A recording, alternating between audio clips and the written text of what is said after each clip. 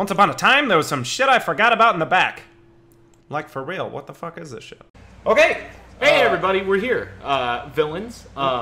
We're doing our very first bias cast. Yeah, right? we're casting Q. He's Chucklish Pigs over there. Yeah, Chucklish Pigs is our buddy Q. He first picked Bounty Hunter for his team. It looks like Radiant first picked a Sniper, which I don't think is a terrible choice considering how strong Sniper is. Yeah, so I'm really liking Radiant's team competition because so far all it consists of is Sniper, and that hero's fucking busted. Versus Bounty Hunter, who is a melee hero. Oh, so we have a Kappa play Invoker Re. Yeah. Oh, Anti-Mage, second pick Anti-Mage. Pick a Silencer. Damn, these are the fastest picks I have ever seen in a pub in my life. Okay, so we got Mr. Noodles on the Anti-Mage, Sid Survivor. That's fucked up. That's a fucked up name. It's always fucked up. But Lord Boozer on the Radiant team with the Invoker pick. Now, so I can only assume that Bloodseeker is an offlane Bloodseeker, unless he and the Anti-Mage are going to fight for farm on safe lane. Okay, all right. So we have a Legion Commander pick, and immediately following that, the Crystal Maiden. Good pick. Classic. Based off of these team compositions, what are your thoughts? Wow, this is fast. This is so fast for a draft. This is so. As we see, Radiant, the classic pub strategy of 4 cores and a position 6 support. Yep. Only buying wards, no farm. No idea how they're going to lane this. They're probably going to run that Bloodseeker in the jungle, because this is just how that goes. Yeah. This is a pub game of Dota 2. We're probably going to see. So a lot that's of that. a CK. So I'm pretty sure that is an offlane. That's an offlane Legion laning with Q on the Bounty Hunter. That Crystal Maiden is likely going in the safe lane with the Chaos Knight, and Invoker is your classic mid. No, the double melee offlane is a scary thing, especially when going up against what I believe to be a safe lane Sniper. I think that's a safe lane Anti-Mage. You think it's a safe lane Anti-Mage? I mean, we're about to get into the game. We're about to see. Here we go. Now, Q is right behind us playing, and he is going to be ahead of where we are, because we're 2 minutes behind. Yeah, just so we can kind of eliminate the stream cheating. He's got headphones in, so we can't hear us. Alrighty, let's go ahead and kick us off here. So we're following Q right now on the Bounty Hunter. We're on the directed camera, as you can see. Go ahead and drop those game stats in, my boy. You know what? Let's go ahead and we're just going to start it off with last hit. So that's looking like a safe lane Sniper. I imagine the Bane is heading towards him. No, the Bloodseeker is. We're going to do a little hero chase here instead, just so we can kind of. You were not wrong about that potential Bloodseeker jungle. You know, he's going for the Quelling Blade and the Stout Shield. That's how you can tell a Bloodseeker jungle before anyone. Oh my god. Anyway, we got the Legion Commander just chilling in the base. AFKing. Their lane is the farm. Never mind. They're going.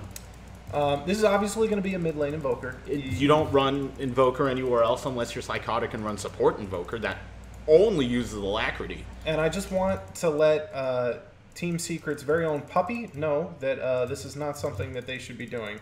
Anyway, up here in the top lane, there's already been some shots fired between the Crystal Maiden and what appears to be the Anti-Mage. Half of Crystal Maiden's mana is gone. It looks like there's the Bane. It looks like a Bane. Now, this is really dangerous for Sunstrike already for the Radiant, simply because there are 2 stuns here on Dire, but it looks like they're turning around. Chaos Knight is just getting hammered down by Anti-Mage. And it looks like Bloodseeker is already disconnected. Bloodseeker has abandoned the game. This is not confirmed. Both of Dire's top laners have found themselves without mana. That is the mana break, putting in some serious work there on the Anti-Mage. Taking a look down here to the middle lane. Man, I really wish that's got to be. I'm just gonna have to do free camera on this one. Yeah. Taking a look down here in the middle lane, that is not smooth. I'll just go back to hero chase. We're taking a look here. The Morphling absolutely stomping on the Invoker. He's evening it out. It's getting a little bit better. It's the Morphling is currently still ahead, but it looks like the Invoker is having to back up to get to his creeps. Crystal Maiden laying down some harass. but they are pretty low with no mana against an Anti-Mage. Very dangerous. Now, taking a look at what is going on here in this top lane,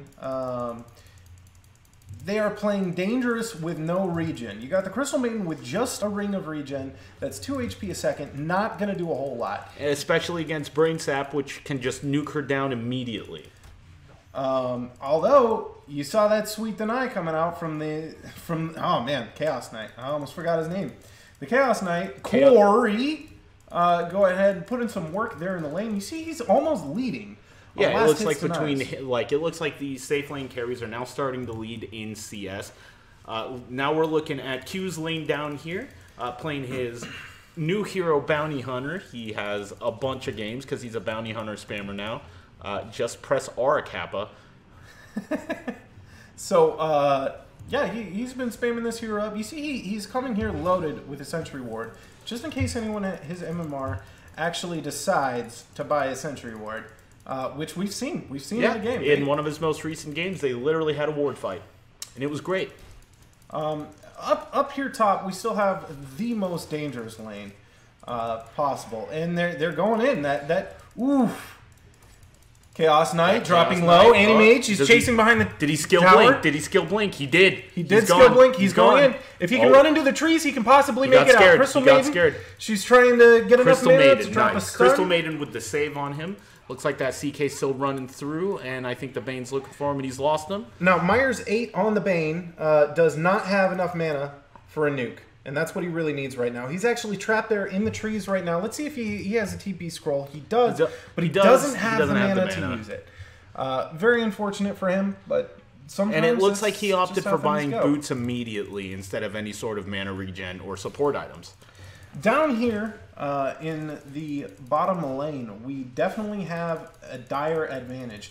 You see that this Legion Commander is sitting pretty with 16 CS, 7 denies on top of that. I mean, granted, they are dual laning against this this sniper, and the Bloodseeker is still not connected. Again, it looks like the Bloodseeker is going to abandon.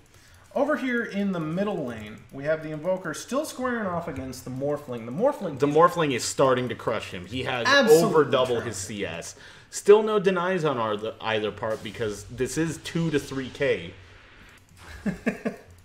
You don't need denies. It's about he got a deny. No, he got a last hit. Singular last hit. Yeah. Sometimes that's all you need. Down here in the bottom lane, we're looking at the sniper, trying to nuke him down behind tower, just clicking on that Legion Commander, trying to pull the creep wave through. It's not going super great. The sniper does only have 2 last hits.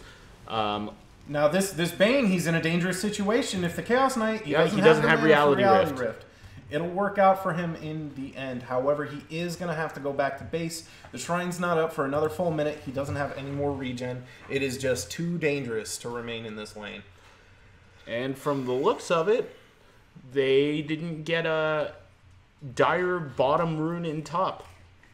No, I actually wasn't taking a look at the runes, but they went ahead. They got the stuns off onto the Anti-Mage with a final last hit from the Chaos Knight. That's big. That's a 1K advantage to the Dire team. It's looking real good for them, folks. Also, Bloodseeker still abandoning, doing his very best. Doing real bad at surviving. Prime technique that I've ever seen.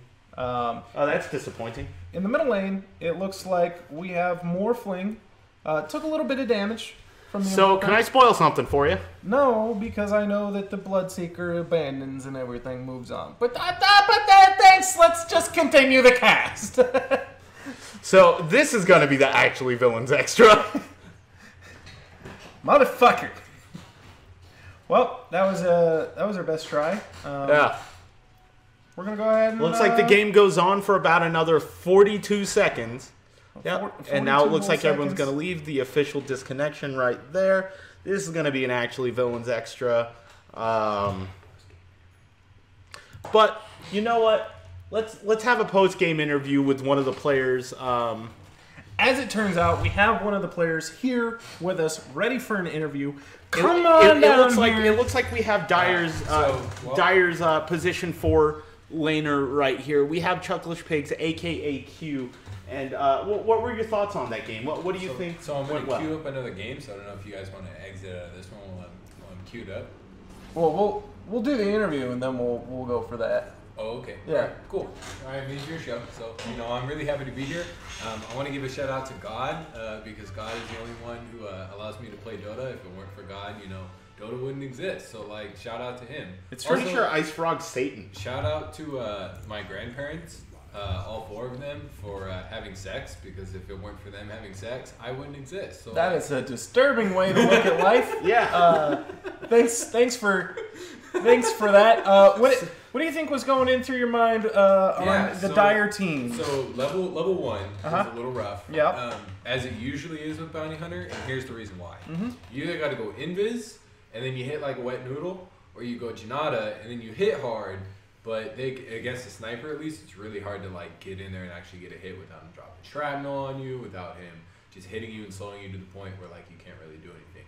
But the advantage we had was there was no Bloodseeker. So it was me and the Legion versus him. We were able to hold him back. We picked up an early 2. Once we picked up 2 and I went invis, I basically just shut the sniper. I mean, there's nothing he could do. Yeah, we did see that you were keeping him out of lane. I You mean, were he was harassing him. completely out of lane. The Legion was getting free farm. It went really well. Now, had the Bloodseeker been there, It probably would have gotten worse because they needed to share experience. yeah, I'm not really sure. Their draft was interesting. I personally, You can say bad, it's okay. yeah, no. So what I would have done if I was on their team, I would have put that sniper mid. I would have put the Morphling and the Bane bottom, and I would have put the sniper and the Bloodseeker top. And here's the reason why. Wow, they have 2 snipers. That did I say 2 snipers? Yeah, you meant mage. I knew what you meant. Any mage. And the reason why is sniper wins that mid lane. Gun's really powerful, right? Morphling, you guarantee him that lane, and then you're guaranteeing 2 lanes because the Morphling Bane is quite a combo on a lane. Oh yeah. Right? Yeah, it's pretty nasty. And then even if you don't get a lot of farm top, you're only losing 1 lane. So it's kind of giving up a pawn for a queen, for sort of example. You know what I mean? Oh yeah, absolutely. Now, thank you so much for that interview. We go now to the player on the other team. Codester himself is here in the building. Codester, what are your thoughts on that game? Well, first of all, I would like to blame God. He's the reason I play Dota. Anyway, so hopefully you enjoyed this 20-minute actually Villains Extra. This is basically its own episode. All right. Thanks for tuning in. We're gonna cast an actual game now. We're gonna come back with the bias cast. I guarantee you, we will be here casting to our very best ability, but focusing a lot on our friend Q, who's in the game. And we're gonna harass him both in real life and through the cast. That's the entire concept of the show. Thanks for tuning in. Don't come back. You hear me, future Q? Your penis is small.